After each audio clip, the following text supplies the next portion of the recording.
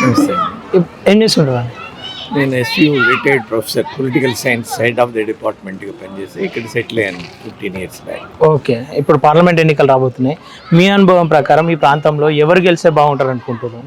ఎవరు గెలిచేది ఏంటండి? ప్రధానమంత్రి మోడీ వైపు చూస్తుంది దేశం అంతా. ఆయన ఎవరిని నిలబెట్టినా గెలుస్తారు. అందులో ప్రత్యేకించి మల్కాజిగిరి మేధావులు ఉన్నటువంటి నియోజకవర్గం, అతి పెద్ద నియోజకవర్గం. ఇక్కడ ఒక మేధావి లాంటి అభ్యర్థిని భారతీయ జనతా పార్టీ సెలెక్ట్ చేసింది, ఈటెల రాజేందర్ గారు. ఆయన తెలియని వాళ్ళు రాష్ట్రంలో ఎవరు లేరు. కానీ రాష్ట్రంలో కాంగ్రెస్ ప్రభుత్వం ఉంది కదా, మాకు ఒక గొంతు కావాలంటే మాకు ఒక 15 సీట్లు ఇవ్వండి అని చెప్పేసి కాంగ్రెస్ ఒక నినాదాన్ని ఎత్తుకుంది. రాష్ట్రాన్ని అభివృద్ధి చేయాలంటే 15 మంది ఉంటే పార్లమెంట్లో కొట్లాడి నిధులు తీసుకొస్తామంటారు. 15 మంది ఉంటే సరిపోతుందా? ప్రధానమంత్రి నరేంద్ర మోడీ గారు ప్రపంచంలోనే భారతదేశాన్ని అన్ని దేశాలు, అగ్రదేశాలు, చైనా కానీ, రష్యా కానీ, అటు అమెరికా కానీ, వెస్ట్రన్ కంట్రీస్, ఏ దేశం మీరు తీసుకున్నా కూడా ప్రైమ్ మినిస్టర్ నరేంద్ర మోడీ అంటే ఒక ప్రత్యేకమైనటువంటి గుర్తింపు వచ్చింది భారతదేశానికి ప్రధానమంత్రి ద్వారా. అరే, అలాంటి ఆయన్ని కాదని ప్రజలు వేరే పార్టీ వాళ్ళకి అభ్యర్థులకి వేస్తారా? అసలు మొన్న అసెంబ్లీ ఎలక్షన్స్ అప్పుడు కూడా మేము ఇంటింటికి పోయినప్పుడు మాకు స్థానికంగా కొన్ని సమస్యలు ఉన్నాయి, మేము ఓటేయకపోతే మాకు పనులు జరగవు, కానీ పార్లమెంట్కి మాత్రం డెఫినెట్గా మోడీ గారికి వేస్తాము అని బీఆర్ఎస్కి వేసిన వాళ్ళు చెప్పారు, కాంగ్రెస్కి వేసిన వాళ్ళు చెప్పారు, అన్ని పార్టీలకి సంబంధించిన వాళ్ళు చెప్పారు. కాబట్టి ప్రజలు డిసైడ్ అయిపోయి ఉన్నారు. నరేంద్ర మోడీ గారు పెట్టినటువంటి అభ్యర్థి ఎవరైనా కానీ గెలుస్తారు. ఈటెల రాజేందర్ గారు, ఆయనకు రాజకీయ అనుభవం ఉంది, తెలంగాణ బిడ్డగా ఈ ఉద్యమంలో యూనివర్సిటీ, ఉస్మానియా యూనివర్సిటీ స్టూడెంట్ లీడర్గా ఆయనకు అనుభవం ఉంది, రాజకీయ అనుభవం ఉంది, పరిపాలన అనుభవం ఉంది, ప్రజలతో మమైకమయ్యేటువంటి మనస్తత్వం కలిగినటువంటి వ్యక్తి. ఆయనకి అసలు ఎవరు సాటి లేరు. గతంలో చూసుకుంటే ఆయన మీద కొన్ని ఆరోపణలు వచ్చినాయి, భూ కబ్జాలు కావచ్చు, ఇవన్నీ ప్రతిపక్షాలు ఎవరి మీదైనా చేస్తాయండి. నరేంద్ర మోడీ గారి మీద చేయలేదా ఆరోపణలు? ఏమని చేశారు? ఆయన కుటుంబానికి భార్యని దూరంగా పెట్టారన్నారు. ఆయన భార్యని మీలాంటి వాళ్ళు ఆమెని ఇంటర్వ్యూ చేస్తే ఏం చెప్పింది? నా భర్త నాకు దైవం లాంటి వాడు అని చెప్పింది. కాబట్టి ఆరోపణలు ఉంటాయి, ప్రజాస్వామ్యంలో ఆరోపణ చేసేటువంటి హక్కు ఉంది, కానీ ఆరోపణలో పసలేదు కదా. ఓకే, అంటే ఈ ప్రాంతంలో చూసుకున్నట్టయితే ఇటు వివేక్ కావచ్చు, అటు మల్లారెడ్డి కావచ్చు, రాజశేఖర్ రెడ్డి కావచ్చు, బీఆర్ఎస్లో ప్రధానమైన వ్యక్తులు. వీళ్ళ ప్రభావం ఏముండదా బీఆర్ఎస్ వ్యక్తి వైపు మల్లరా ఓటు? ఏమండి, ఇది ఈరోజు గ్రామాలలో కూడా ఎవరికి వాళ్ళు నా ఓటు నా ఇష్టం అంటున్నారు. మరి ఇక్కడ మేధావులు ఉన్నారు, చదువుకున్నటువంటి వాళ్ళు ఉన్నారు, ఇంజనీర్స్ ఉన్నారు. మన రాజస్థాన్, గుజరాత్,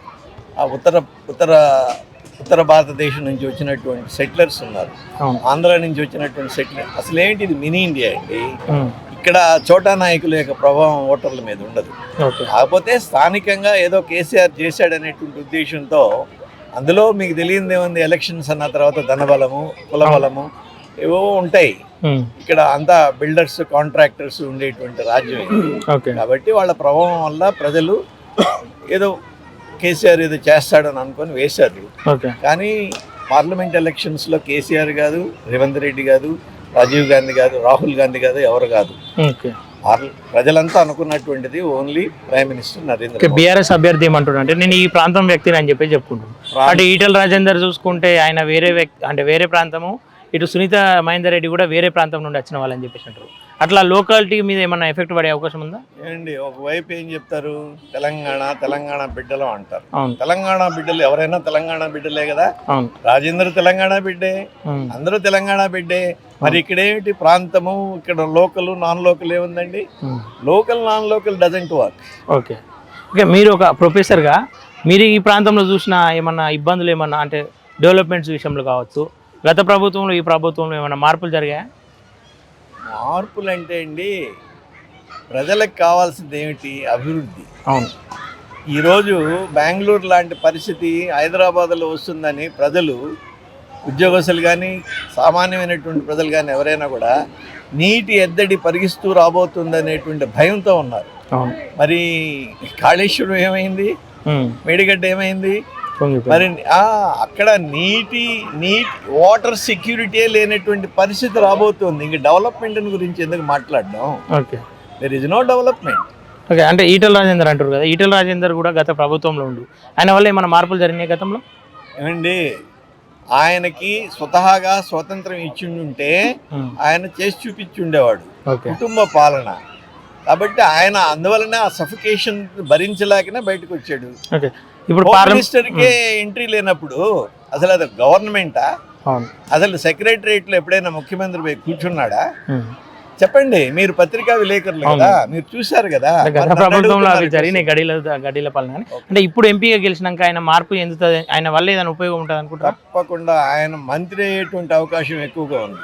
ఓకే ఇంక మిగతా వాళ్ళు ఎవరు ఎలక్ట్ అయినా కూడా ప్రతిపక్షంలో పోయి కూర్చుంటారేమో కానీ ప్రతిపక్షం అవసరం లేదు అసలు ఇప్పుడు. ఎందువల్లనంటే ప్రతిపక్షము వాళ్ళే రియలైజ్ అయిపోయి భారతీయ జనతా పార్టీకి పోయి మేం చేరుతాం అంటున్నారు. కారణం కేవలం గెలిపే కాదండి, గౌరవం కూడా. ఎక్కడైతే అవమానపడ్డటువంటి రాజకీయ నాయకులు అందరూ కూడా ఇంకా ఒక టైం వచ్చింది, మనం ఇన్ని రోజులు ఏదో బానిసలుగా ఉన్నాము, స్వేచ్ఛ కావాలంటే తలెత్తుకొని మనం రాజకీయ నాయకులుగా పార్లమెంటేరియన్స్గా పనిచేయాలని అంటే ఒక పేరున్నటువంటి ప్రధానమంత్రితో పనిచేస్తే మనకు పేరు ప్రతిష్టలు ఉంటాయి, ప్రజలు కూడా మనల్ని ఆదరిస్తారు. అలాంటి ఉద్దేశంతోనే ఈరోజు భారతీయ జనతా పార్టీలోకి చేరుతున్నటువంటి వాళ్ళు బరాసా కానివ్వండి, ఇంకొక పార్టీ కాంగ్రెస్ పార్టీ కానివ్వండి, ఏ పార్టీలో వాళ్ళైనా ఎందుకు వస్తున్నారు భారతీయ జనతా పార్టీ కంటే ఫర్ సెల్ఫ్ రెస్పెక్ట్. ఓకే సెంట్రల్లో ఏ ప్రభుత్వం ఫామ్ చేస్తా అనుకుంటారు? బీజేపీ కాంగ్రెస్? మీరు ఆశ్చర్యకరమైనటువంటి it's going to be certain అండి. Prime minister Narendra Modi is going to make a hattrick. Is going to be prime minister for third time. ఎందుకు అట్లా? అంటే అంత నరేంద్ర మోడీ వైపు ఎందుకు? నరేంద్ర మోడీ అంటే అండి నిస్వార్థమైనటువంటి రాజర్షి. కేవలం ఆయన రాజకీయ నాయకులు కాదండి.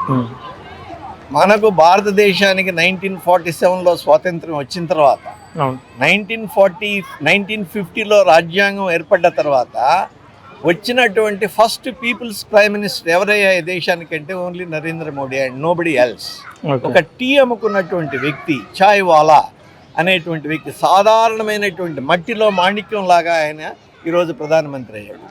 ఆయనకి రాజకీయ నేపథ్యం కానీ, కుటుంబ పాలన విషయంగా కానీ, లేకపోతే ఏదో ఒక రాజవంశస్థులకి సంబంధించినటువంటి వ్యక్తి కానీ కాదు, సాధారణమైనటువంటి ordinary person today is our prime minister. Okay ఆయన వల్ల విద్యా వ్యవస్థలో గ్రేట్ అబౌట్ హిమ్. ఓకే ఆయన వల్ల విద్యా వ్యవస్థలో ఏదైనా మార్పులు జరిగాయా?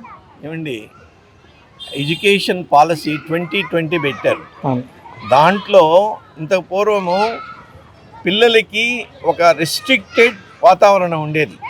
ఇప్పుడు వాళ్ళకి కావాల్సినటువంటి ఒక బీటెక్ చదివేటువంటి వ్యక్తి అతను వేరే సబ్జెక్ట్స్ని కూడా సెలెక్ట్ చేసుకోవచ్చు. ఓకే కొంతకాలము ఉద్యోగం చేసి పరిస్థితులు సరిగ్గా లేకపోతే పోయి ఉద్యోగం నుంచి పోయి మళ్ళీ కాలేజీలో చేరవచ్చు. అంటే ఫ్లెక్సిబుల్ సిస్టాన్ని పెట్టారు. ఈ ఫ్లెక్సిబుల్ సిస్టమ్ వల్ల ఉద్యోగ అవకాశాలకు సంబంధించి మెరుగుపడేటువంటి విధానం మనము ఇప్పుడు 2020 ఎడ్యుకేషన్ పాలసీలో తీసుకొచ్చారు. ఇది ఇంకా కొన్ని 2-3 సంవత్సరాలు పడుతుంది. అనదర్ 5 yearsలో దాని యొక్క బెనిఫిట్స్ ప్రజలు చూస్తారు. ఓకే ఫైనల్గా పార్లమెంట్ ఎన్నికల్లో సునీత మహేందర్ రెడ్డి, రాగిడి లక్ష్మారెడ్డి, ఈటెల రాజేందర్ ఎవరి ఫేస్ వాల్యూ ఎక్కువ ఉంటుంది ఇక్కడ? మీకు ఆ క్వశ్చనే అవసరం లేదు. Only one candidate, that is Etela Rajender. Okay Etela Rajender తోటి పోటీ పడే వ్యక్తి ఎవరు ఇక్కడ? నెక్స్ట్ అంటారా? ఇప్పుడే అంటే సునీత మహేందర్ రెడ్డా, రాగిడి లక్ష్మీరెడ్డా, లేదంటే ఈటెల రాజేందర్ తోటి ఎవరికి పోటీ ఉంటుంది అనుకో? మేడంకి ఉంటుంది కొద్దిగా. నెక్స్ట్ ఎక్కువగా లాక్స్ మెజారిటీతో గెలవబోతున్నారు Etela Rajender. Etela Rajender. Okay thank you sir.